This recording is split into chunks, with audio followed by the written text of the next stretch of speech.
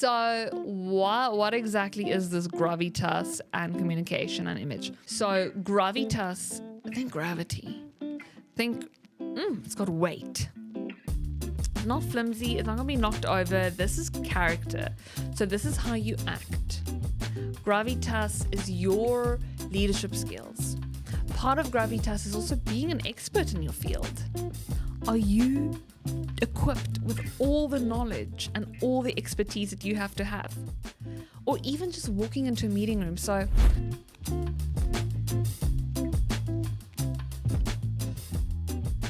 welcome to the Confidence Tribe podcast. I'm Ursula and I am on a mission to help you be seen and heard with impact so that you can grow in your career and in your personal life. Confidence is your superpower. It's you and the most empowered version of you. It's you when you trust yourself, even though you don't have all the answers. And that's really great. This is the super thing. Now, if you're like me and you are absolutely obsessed with strengthening the muscles of communication, I'd like to invite you to check out my digital course, Communicating with Confidence for Leaders. All right, let's get into it. We want to strengthen the confidence muscle. And today we are talking about the topic of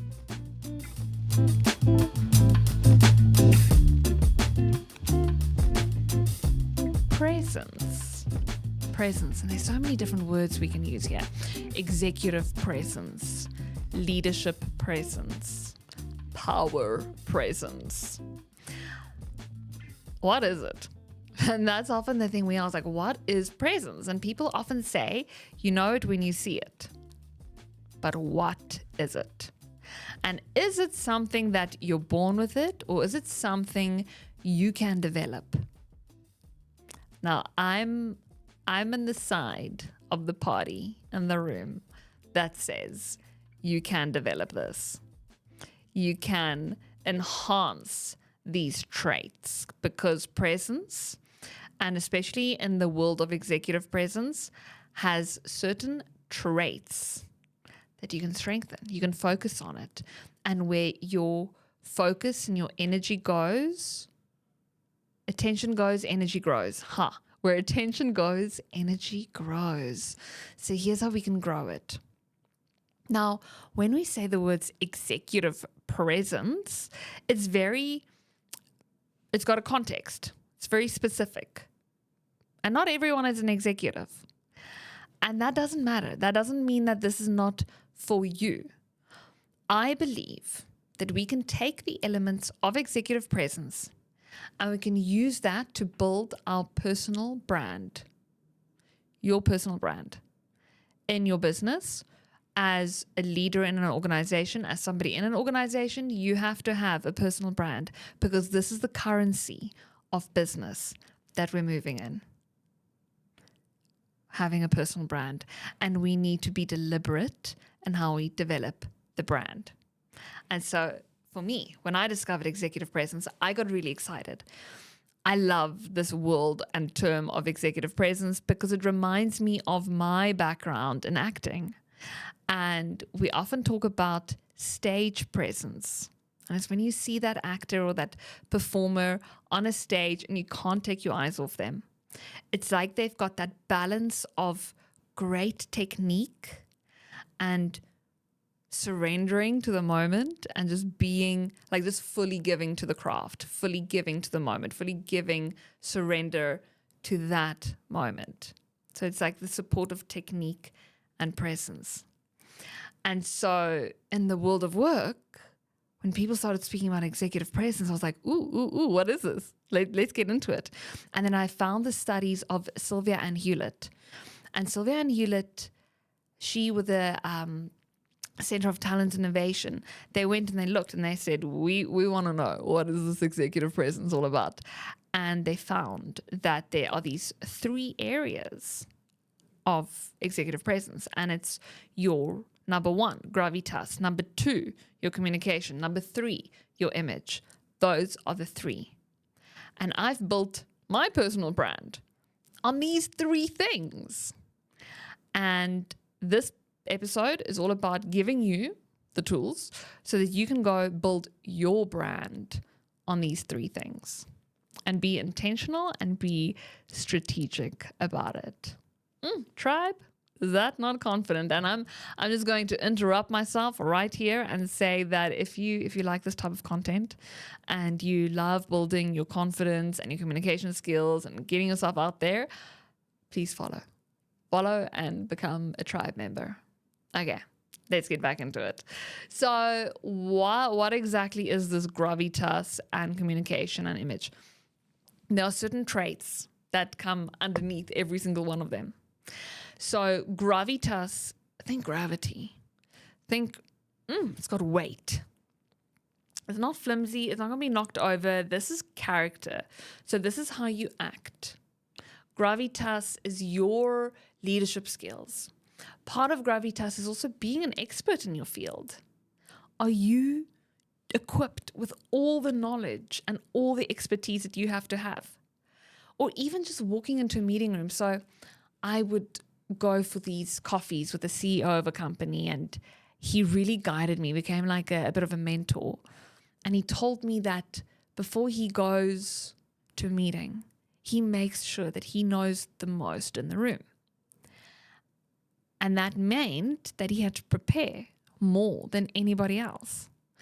And some of his friends told me how he would sometimes leave an event or a party or something because he had to go prepare for a meeting. Now that's gravitas. That's you being in a room with weight, with dignity, with expertise. It's really, really strong. Another part of gravitas is somebody who, you work hard, you play hard, and you're also direct, and you're able to have hard conversations. That's gravitas. Somebody just calls it out. They have the hard conversation. They're really, really strong. So you can feel all that strong energy in the gravitas, and you can even feel it in your body. It's when your feet is planted on the ground and your spine is straight and your head is up. So there's like this expansion in who you are. A leader who reminds me of gravitas is someone like Nelson Mandela. So he's really strong in his presence, strong in who he is, strong in what he stands for. And there's like this sparkle in his eye. Hey? So that's kind of the Nelson Mandela energy. So with gravitas, I want you to remember that you don't have to take yourself so seriously. You don't have to take yourself so seriously. I take myself very seriously at times, but it is about you don't have to take yourself so seriously. And have the little sparkle in your eye. Be grounded, be rooted, have the sparkle. It doesn't mean, because this once came out for one of my delegates in a workshop. He used to be the clown. And we explored this. And he said, so I'm the clown in the room. Gravitas is different. You can be witty, you can be smart, you can be funny, but it doesn't mean you have to be the clown. And take that with you. Have the dignity, have the strength. Okay. So that's gravitas. So one thing you can take away from this area is, where are you really getting your expertise to that next level?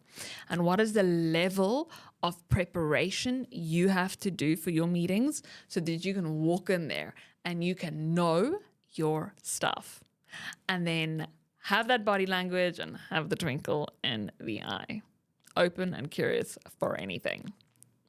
So the next one is our communication. This is how you speak, and some of the traits that they found under how you speak, under communication. Number 1 trait is superb speaking skills. Superb speaking skills. That is number 1. That is how articulate are you? What language are you using? How are you using your voice? How are you projecting your voice? Can people hear you? Are you using filler words? What is a filler word? It's all the You're diminishing yourself. Or saying like. What are the words and the language you use and how you speak? Another part in communication is, can you own the room and the Zoom room, whether that is Microsoft Teams or whatever online platform you use in your organization. Owning that room, owning that space. Again, how do you do that? And that's the ability and the awareness to start reading the room. And where do you position yourself in the room? And, here's a little tip that I love. When you're in a meeting room, when you go into a room or maybe in the restaurant, position yourself in a space where you can see the door. So try not to sit with your back against the door with the door behind you, but rather where you can see the door. Why? Because then you're ready, you're open, you can receive, and you're open to who's coming in and not be caught off guard. That's how you have more control of your presence and how you own the room. Another way to own the room, I would say to my delegates in my courses, I would say, get to the room early, walk in the room, feel the space, put your energy in the space. And then you've literally physically put the energy in the space and you've calmed yourself down and the nervous system is calm and you can own the room. You don't have to dash in late or be caught off guard. So all my delegates, I would bump into them a month later and they would say, Ursula, whenever we have a meeting, we're in the room first. Yes. So that's how you can own the room. The Zoom room. How do you own the Zoom room, the Microsoft Team room? Switch that camera on. That's a good one. And I know there's energy management and there's Zoom fatigue and all of that type of thing. Keep it on in strategic moments or important meetings. Mostly on, and manage where you can. That's important for me. And even times I know how it feels like you've had a long day. You don't want to switch the camera on. You don't. But choose the moments where you do switch it on. And I've often found on forums and associations or networking events that are online, when I switch my camera on and I ask questions, people would connect with me later. And that's how I grow my network and how amazing opportunities have come my way through just being present and visible online. And another part of communication is your body language.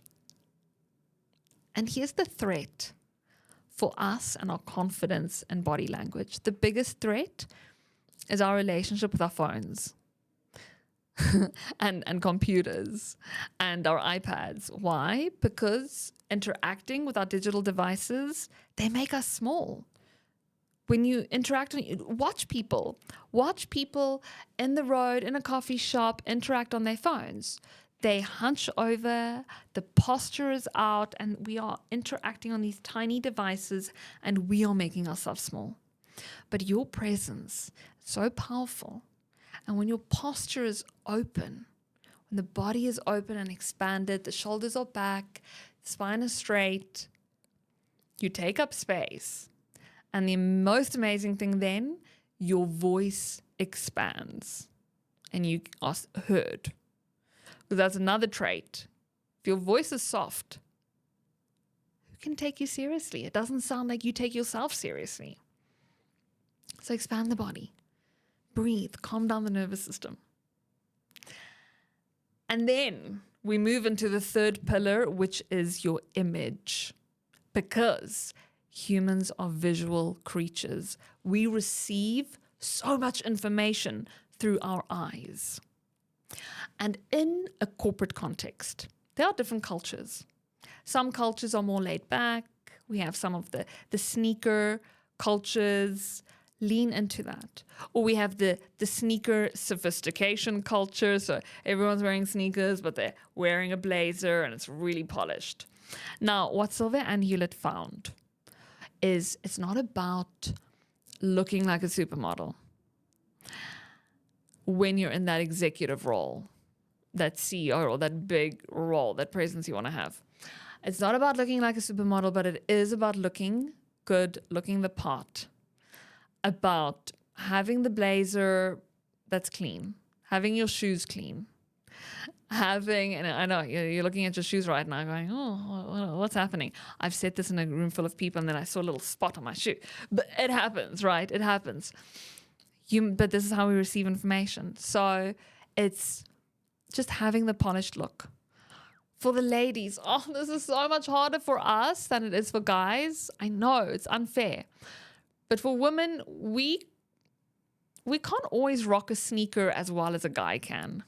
And I love sneakers. It's really hard for me to say that. But especially for women, like sometimes if you have stage time opportunities, you have to stand on stage or do a presentation, rock the heel. Wear the heel. Don't wear the sneaker. We just do better.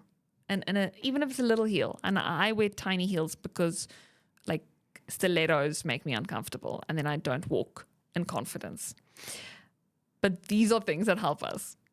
Now, another one for the ladies, it sounds so simple, but our nails. Manicured nails. When we have that chip on the nail, it undermines us and it undermines our credibility and our competence. It's so unfair, I know, but it does.